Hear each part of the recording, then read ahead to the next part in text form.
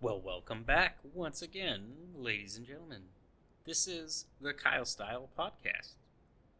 We're back on the air or the cloud or whatever you're hearing me right now. And that's because we very quickly reached a sufficient level of our GoFundMe goal. Woo! Woo! So, just take a second and listen to that. You hear that? That's the sound of expensive silence, is what that is. You help pay for it. Now here it is. So here it is again. You get to. There you go. You hear that? See, that's just money. It's just money flowing, and some of it came from you. You humble contributors out there. So, what do I have for you today? Well, got a couple news stories here that kind of got me thinking.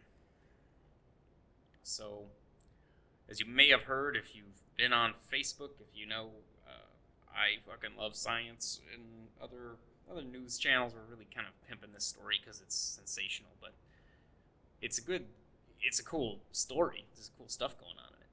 So, has Kepler discovered an alien megastructure around a distant star? I don't know. Has it? Well, we probably don't know. Otherwise, they would just tell us that, right? But we're in the age of clickbait, so here we go. Basically, the Kepler Observatory, which is a telescope that is in outer space, kind of like the Hubble, specifically designed to look for alien planets, planets which are not in our solar system, right? Not necessarily aliens. We don't know if there's any aliens there or not, but they detected a strange signal by looking at this specific planet, or star, KIC 8462852, also known as Tabby's star. And around this star, they found a peculiar signal pattern that could be some kind of alien megastructure. And Jason Wright, an astronomer from Penn State University, was quoted as saying, "Aliens should always be the very last hypothesis you consider, but this looked like something you would expect an alien civilization to build." Now, how intriguing is that? Of course, he also said you should be last to hypothesize that it's aliens, but here we are, it's the clickbait age, and so the headline just becomes, there's aliens around this planet. We have no idea if that's true, but looking into this and seeing other people be cynical about it, like I did on internet, news channels and whatnot, and message boards, the comments section of some of these news sites, I got to digging. All right, now a megastructure. You're like, well, what's a megastructure, and why would they build a giant megastructure around a star? All right, like, why would we build a giant megastructure around the star? Sounds exorbitant. Sounds very involved, right? But there is a scale. It's known as the Kardashev scale. Now, this was first proposed in 1964 by a Soviet astronomer named Nikolai Kardashev. The Kardashev scale is a method of measuring a civilization's level of technological advancement based on the amount of energy a civilization is able to utilize. So, according to Michio Kaku, and you probably might know who that is if you know anything about space stuff and science stuff in the media, Michio Kaku, he believes that we could reach a Type 1 civilization in the next 100 to 200 years. Now, a Type 1 civilization is able to harness the energy sources on their planet, right? So, and that would include its energy capability equivalent to the solar insolation on Earth. So, our fossil fuels and other energy sources. Now, this is where it gets interesting. Now, a Type 2 civilization would be capable of utilizing and channeling the entire radiation output of its star. Right? So this would mean they can construct something known as a Dyson sphere or a Dyson swarm, a megastructure, where you would, it was originally described by Freeman Dyson as a system of solar power satellites that would almost completely enclose a star and capture almost all the energy that could possibly come out of it. Right? Now that's huge, right? If you have any idea of how big the sun is and everything, like that would just be a huge structure. But if you could really harness all of that energy, you would have an immense amount of energy, right? So, then there's a Type 3 civilization who would, I guess, be able to harness the energy of an entire galaxy. I don't even know what that means, because, a star, you could see building a box around a star and capturing all the energy that comes out of it. But around an entire galaxy, it's a little Hitchhiker's Guide to the Galaxy for me. But why am I so cynical about it being aliens? Well, because it probably isn't aliens. I mean, it's just, it's probably some natural formation. There's probably, and they've even said this, that there might be a group of comets that were maybe blasted to pieces, and they're all flying around in orbit around this star, and it's creating that signal that they read. So it's not an ordered structure around this thing. It's just a bunch of debris that happens to maybe kind of resemble a pattern. And something to keep in mind, this is the other part, is the other news story I came apart here. This is point number 2. Right? The headline reads, this is from Discovery.com, Earth bloomed early, a Fermi paradox solution. You're like, what does all that mean? Well, apparently the Earth is a young planet as far as the galaxy and the universe is concerned. So the Earth formed during the first 8% of the sort of universal swirling, right, of planets that could be like Earth. We were formed early in that process. 8% was the first 8% of the swirling gases and whatnot. The Earth formed in that. So that leaves 92% that could still form and become planets. So, in theory, anyway, this could be an explanation for what is known as the Fermi paradox. Right? Now, the Fermi paradox is a critique on the famous Drake equation. And for those who don't know, I mean, I guess if you do know, you could skip ahead a couple minutes or something. I'm going to try to explain it quickly. Right? So the Drake equation literally is n, right, which is the number of civilization. You know what? Okay. N equals r times f sub p times n sub e times f sub l times f sub I times f sub c times f sub l. What does that mean? Okay. R is the average rate of star formation in our galaxy. F sub p is the fraction of those stars that have planets. N sub e is the average number of planets that can potentially support life per star that has planets. Right? F sub l, the fraction of planets that could support life that actually develop life. Just because they could doesn't mean they will. F sub I, the fraction of planets with life that actually go on to develop intelligent life, like ours has, civilizations. F sub c, the fraction of civilizations that develop a technology that releases detectable signs of their existence into space, like our radio signals and our, even our Voyager spacecrafts that are flying out past the solar system now. And F sub L is the length of time for which such civilizations release detectable signals into space. So, 100 years ago, you wouldn't have heard that we're here because we didn't have powerful radio signals going out. Now we have tons of them. So it took at least 100 years to get messages headed out, and even at the speed of light, which is something I'm going to get into a little later. The scale is so massive that they're just not reaching very far, right? And so N is the number of civilizations in our galaxy with which radio communication might be possible. Okay, that's just the number of worlds that we could communicate with. Right? Drake in 1961, using the numbers they had then, because these numbers are constantly shifting, concluded that there were probably between 1,000 and 100 million civilizations in the Milky Way galaxy. Thus, we arrive at Enrico Fermi's critique, known as Fermi's paradox.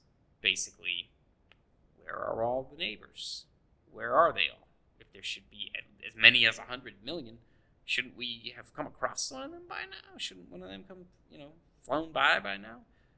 Of course, maybe they have, and they came by before there was anything here, so they went, Maybe they did, and they looked at us, and they thought we were ugly, and they moved on. Maybe they knew we were a potentially horrendously violent culture, and they, joined a galactic consortium to make sure that we never get out of our solar system.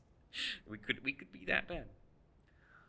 But if you take into account the news story there, it's possible that we're the first ones. I mean, we could literally be the first, or at least the first nearby. There's none near us that will would ever really be able to make contact with.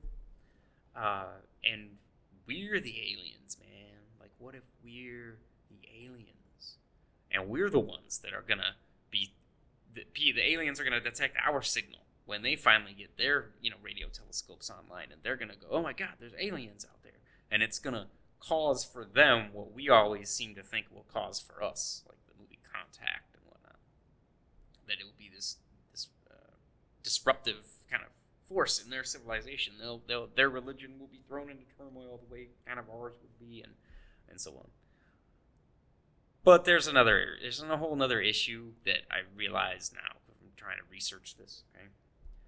And that is that space travel and faster than light travel, it's kind of not, it's not possible mathematically, theoretically, and everything, but even if you go the speed of light, it's just not sexy. It's so mind-numbingly, soul-crushingly huge, okay? If you think about it, the speed of light is 299,792 no 299,792,458 meters per second. It's almost 300 million meters per second. You could circle the Earth's equator 7.5 times in 1 second. Okay? And KIC 8462852, Tabby's star, is 1,465 light years from Earth. So even if you set off at the speed of light, it would take you 1,465 years to get there. And because of time dilation, which this is a whole mind-boggling thing, but the time dilation from going to the speed of light means that by the time you got back, we might not even be here anymore. Right? Talking, 3,000 years would have transpired in the time it takes you to get there and back. That's at the speed of light. Right? And something I remember seeing is that because of that fact, by the time you got there with a light speed ship, right, if you can develop a way to go faster, you would arrive there, and people who left from your planet after you would have passed you and been there and already set up a civilization. So how about that? There's almost no point in sending a ship that goes at the speed of light, right? And to reiterate this sort of time dilation thing, this is really trippy and really tripped me out. So, After 6 months on board the International Space Station, the ISS, the astronaut crew has aged less than those on Earth, but only by about 0.005 seconds, right? And they've tracked atomic clocks and whatnot, and they are in outer space and moving at the speed that they are, and more removed from our gravity, they run slower, right?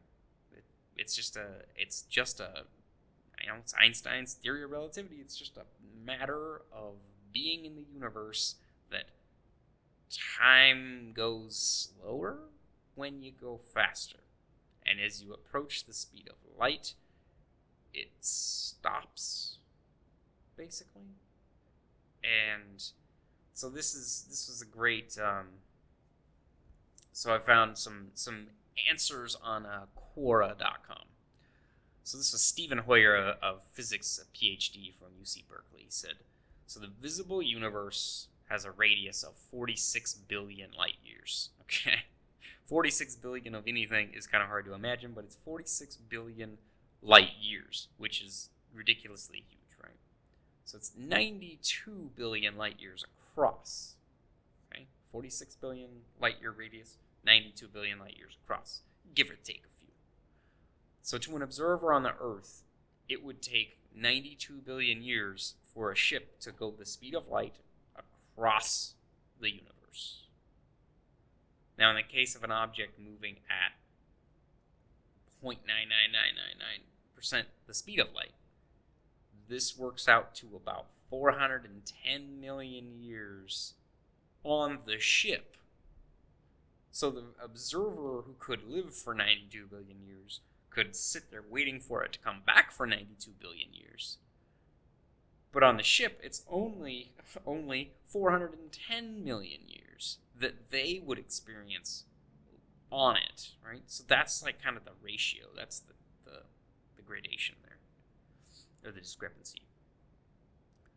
And at 99% of light speed, to the ship's passengers, they feel like one day is passing would be a whole year passing back on Earth. And I love how this next one is written. It's by a man named Andy Bradford. Try to give him a shout out here. Also from Quora.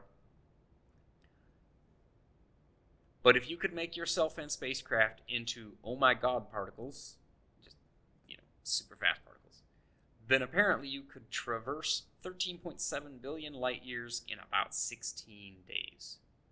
Those observed particles, believed to be protons, are apparently traveling at about 0.9999999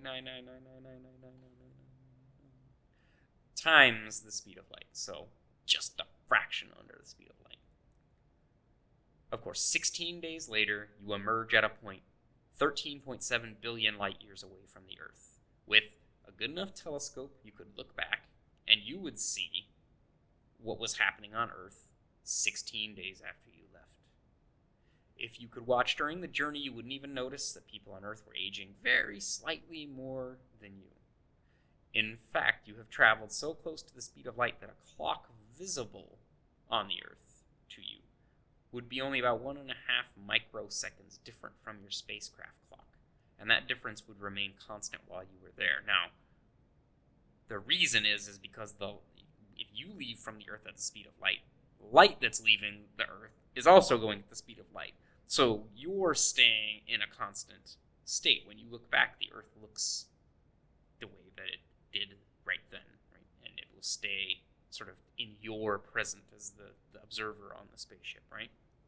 Now, this is where it gets crazy. The return journey would be a bit more exciting. So let us ignore the fact that the Doppler shift on any observed image of Earth would mean imaging lenses would have to be viewing light well past the frequency of gamma rays. I don't know what that means. Get ready and don't blink, because within the first 5 milliseconds of travel, you will see everyone you know on Earth die. 100 years has just passed. Now, every single second, you are watching 20,000 years go by, right? Because remember, you went out there with the same, alongside the photons that hit the Earth and bounced back off when you left. So now you're going forward, back in time. You're going to be seeing the light coming from the Earth closer and closer to where it actually is, not where it was when you reached out that far.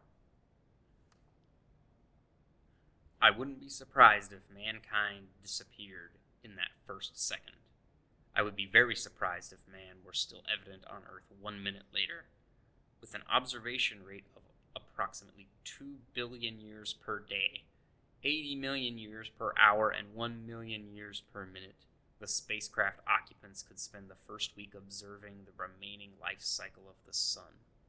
By the time our spacecraft gets back to the solar system, the sun is about 27 billion years older than when they left, and by then the sun, if still intact, would be very dead. Any lessons learned about the nature of the universe following this trip would be of no use to any of the ex-Earth residents, who are actually more likely to have discovered those lessons by other means after the spacecraft had left. The Earthbound scientists would never know if their oh-my-god-speed spacecraft was ever successful, unless they came to the conclusion that the observation of occasional oh-my-god particles in real life is evidence from an alien version of the craft which completely disintegrated at full speed. Whew. So how's that for kind of trippy, right? A fast forward view of the destruction of the Earth by running into the photons that emanated from the Earth, getting closer and closer to its actual state, not where it was when you were out there seeing it. This stuff is just, it's like mind-bending. But again, I'm gonna go back to the fact that it's this linear travel, I guess is the only way to put it. This, faster than light or light speed travel is still incredibly inefficient and apparently physically impossible for various reasons. But never mind just going, right? Because if we're the aliens, man, and we're gonna invade these bug planets and wipe out these predators, we can't. If we build a ship now.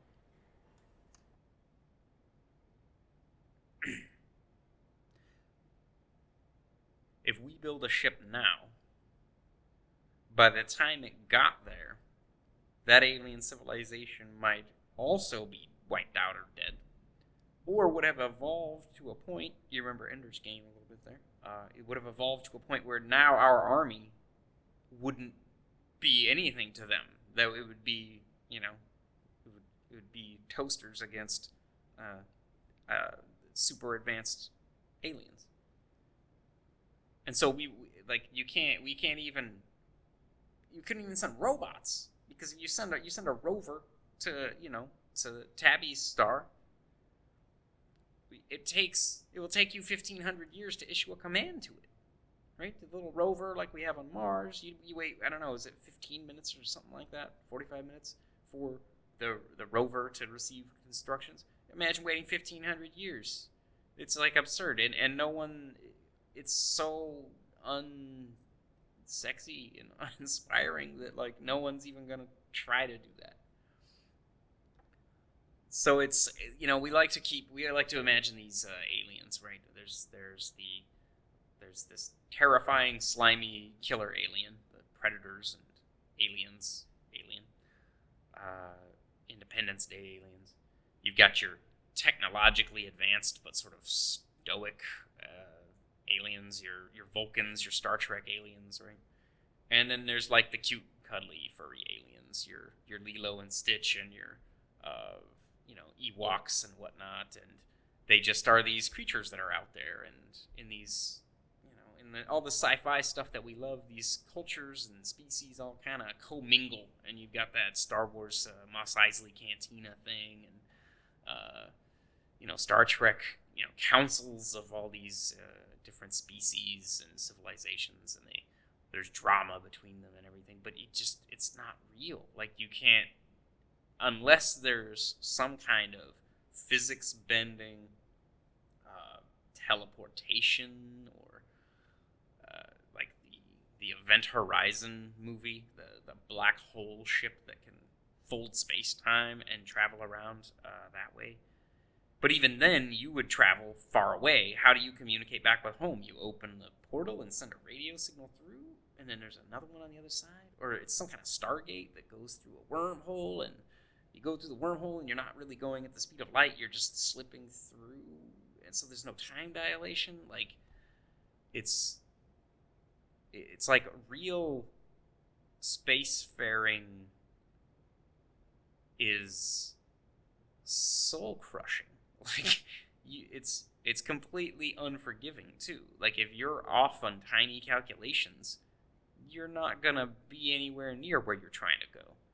Never mind bouncing right through a star or flying right through a supernova. I mean, you just, like, that could happen. You might just end up completely on the other side of the galaxy. I don't know how you even plan around this stuff, but we're not there yet, of course, as a civilization or as a species. We're not even, I mean, we have that, like, Titan project, that Titan design, which is like a nuclear warhead-powered ship that could practically, it would be practical, at least according to Sagan, to get up to, near light speed with a craft like that, but we're not building that.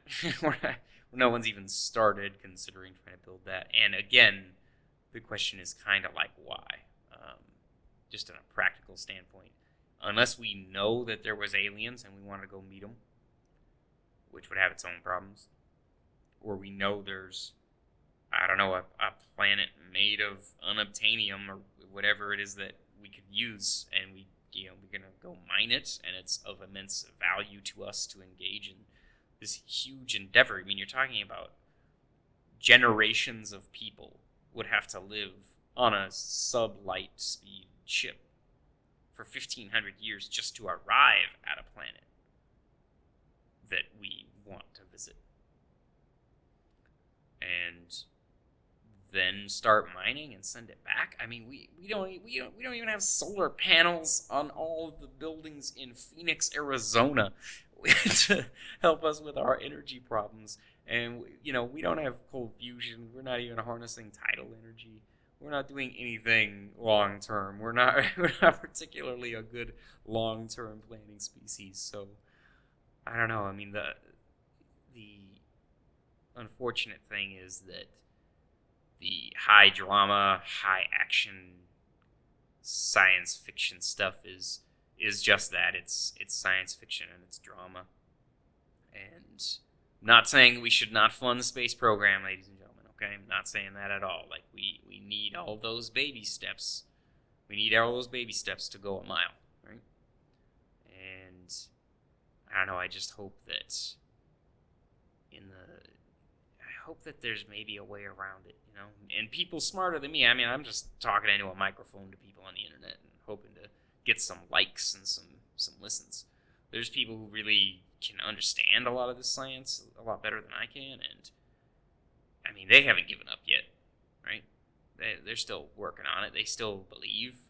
So maybe we'll meet the fuzzy, furry, Furby, Stitch, Ewok aliens, and we'll get to visit them. Right? We'll be the ones that arrive in the advanced ships and have crazy medical technologies, and hopefully no longer be the brutal and violent and divided species that we are. Thanks for listening once again, and if you're a new listener, pop right over. You don't get by. You don't escape. Pop right over to the GoFundMe. Drop me $1. Drop me a shekel, a dinar, a franc, I guess a euro at that point, a ruble, something. And drop me a like, drop me a share, drop me a comment in the SoundCloud comment box down there. And tune in for the next episode, which will hopefully be this week. I'm hopefully going to be able to do 2 of these in a week because I'm a madman. You're being held captive at the whim of a madman. All right. Thanks for listening. Bye.